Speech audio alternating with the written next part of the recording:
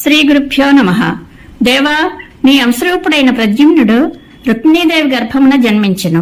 అతనిని శంబరాసురుడు అపహరించెను. ప్రద్యుమ్నుడు శంబరాసురుని వధించి రతీదేవితో కలిసి ద్వారకా నగరమునకు తిరిగి వచ్చెను. తరువాత ప్రద్యుమ్నుడు సుగుణరాశి అయిన రుక్మిపుత్రి రుక్మావతిని అపహరించి వివాహం చేసుకొనెను. వారి పుత్రుడైన అనిరుద్ధుడు సద్గుణ సంపన్నుడు. అతడు రుక్మి మనుమరాలైన రోచనను వివాహమాడెను. ఆ వివాహమునకు నీవు బలరామాదులతో కూడి వెళ్ళితివి. అచ్చట రుక్మి బలరాములు జోదమాడుచుండ్రి. జోదమందు వారి మధ్య వైరము ఏర్పడగా బలరాముడు రుక్మిని వధించెను. పరమాత్మ బలిచక్రవర్తి యొక్క పుత్రుడు బాణుడు. అతడు శంకర్ని యొక్క పరమ భక్తుడు. అతనికి 1000 బాహువులు కలవు. అతనికి ఉష అను కూతురుండెను. ఆమె సద్గుణవతి. ఆమె నీ పౌత్రుడైన అనిరుద్ధుని ప్రత్యక్షంగా చూడకయిన్నను స్వప్నమంది గాంచి విరహమునకు లోనయ్యను. దేవా, ఉషకు చిత్రలేఖ అను స్నేహితురాలు కలదు. ఆమె గొప్ప యోగిని, మిగుల సమర్థురాలు. ఆ చిత్రలేఖ యువకులందరి యొక్క చిత్రపటంలో వేయుచుండగా అనిరుద్ధుని చిత్రమును చూచి ఉష గుర్తించెను. ఆమె కోరిక మేరకు చిత్రలేఖ తన యోగబలము వలన రాత్రి సమయమున అనిరుద్ధుని నీ ఇంటి నుండి తీసుకుని వచ్చి ఉష వద్దకు చేర్చెను. ప్రభు, అనిరుద్ధుడు ఉష యొక్క మందిరమున ఆమెతో సుఖముగా ఉండెను. ఎట్టకేలకు ఈ విషయమును ఎరిగిన బాణుడు అనిరుద్ధుని నాగపాశంతో బంధించెను. ఇది ఎంతయో నారద మహర్షి వలన మీకు తెలిసెను. అందువలన నీవు కుపితుడవై యాదవులతో కలిసి బాణుని పట్టణమైన శోణితపురమును ముట్టడించితివి.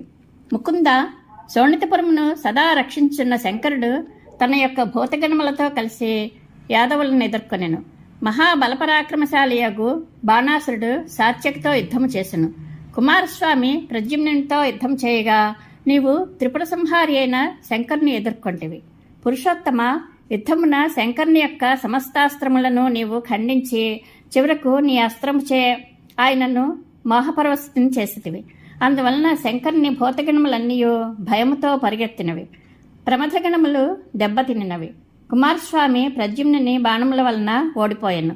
బలరాముని చేతిలో బాణాసురుని మంత్రి కుంభాండు పచ్చికుండ వల్లే విచ్చుకొని పోయాను. అసురారి ఆ సమయమున బాణాసురుడు 500 ధనుస్సులు పట్టుకుని యుద్ధం చేయుటకు వచ్చెను. కాని తన ధనుర్బాణములన్నీనూ ముక్కలైపోగా అతడు ఓడిపోయి వెనుదిరిగాను. అప్పుడు శివజ్వరము రాగా వెంటనే నీ విష్ణుజ్వరము దానికి అమిత తాపమును కలిగించెను. అప్పుడు శివజ్వరము జ్ఞానము పొంది నిన్ను స్తుతించి నీ చరితమును గానము చేసిన వారికి జ్వరబాధలుండవని అనుగ్రహించి వెళ్ళిపోయాను. రుద్రుని యొక్క అనుచరులు సహజంగా మనస్సునందు జ్ఞాన సంపన్నులైనను తమోగుణాధిక్యము వలన భయంకర కర్మలు చేయుచుందురు. ముకుంద, అహంకారము వలన బాణాసురుడు మరలా యుద్ధం చేయుటకై అనేక ఆయుధములతో రాగా అతని బాహువులను ఖండించుచు బాణాసురుని గర్వమునంతయు భంగం చేసితివి.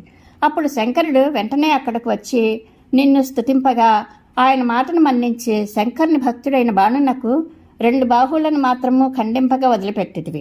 పైగా బాణాసురునకు అభయమొసగితివి. ఆ తరువాత బాణాసురుడు నిన్ను అమూల్యములైన కానుకలు మొదలగు వానితో సత్కరింపగా ఉషను అనిరుద్ధిని తీసుకుని ద్వారకానగరమునకు తిరిగి వచ్చితివి. ప్రభు, నీవు అనేక పర్యాయములు దేవేంద్రుని జయించి అతనికి గర్వభంగం చేసేతివి.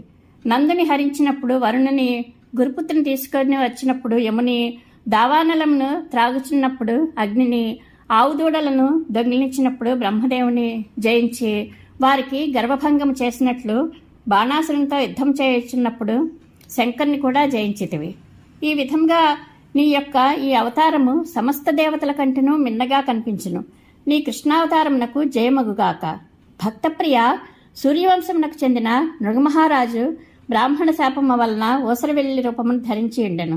అట్టి మహారాజును అనుగ్రహించి ఆయనకు సుగతిని కూర్చితివి.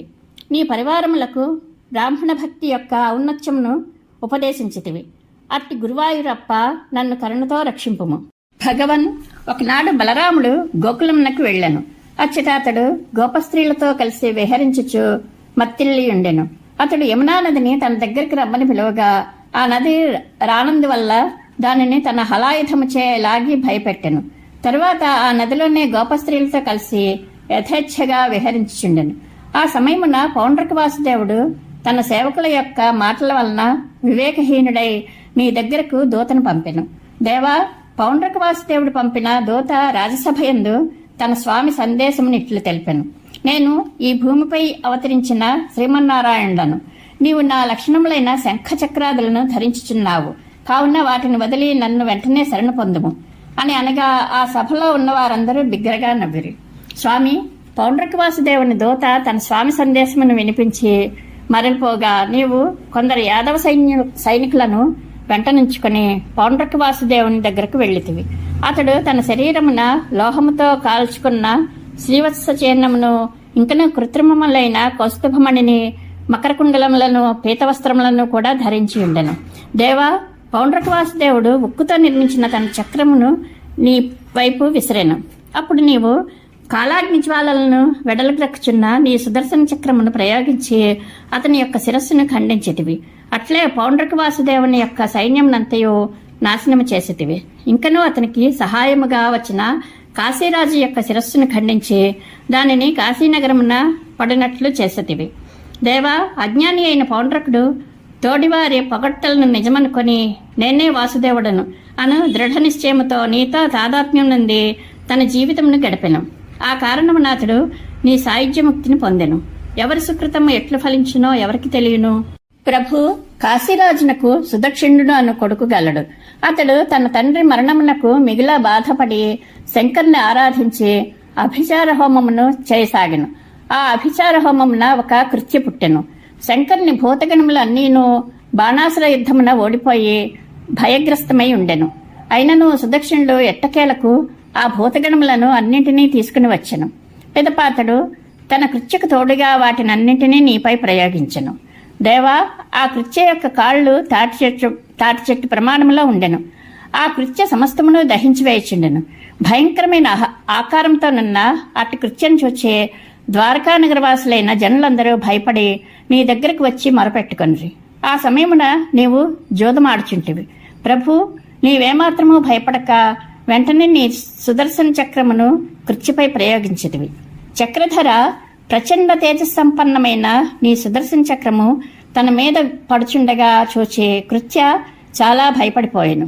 అది హాహాకారములు చేయుచు పరిగెత్తసాగినది. చివరకు తనను ప్రయోగించిన సుదక్షిణ పైననే కోపగించి అతనిని దహించి వేసింది. అటు పిమ్మట సుదర్శన చక్రము కృత్యతో పాటు కాశీనగరంను కూడా దహించి వేసెను. పురుషోత్తమ, పూర్వము రామావతార కాలమున రాక్షస సైన్యమును వధించుట అందు ద్వివిధుడను వానరుడు నీకు సహాయం చేసిండెను. అప్పుడు నీ అంశ వలననే మృత్యువు కలగవలనని అతడు వరము కోరుకొనెను. అతడు ఈ సమయమున నరకాసురునకు మంత్రి అయి దుష్టుడై అందరూ బాధ పెట్టుచుండెను. అతడు ఒకనాడు ద్వారకాపుర వాసులను బాధ పెట్టుచుండగా బలరాముడు అతనితో యుద్ధం చేసి తన అరచేతి దెబ్బలచే అతనిని చంపివేసెను.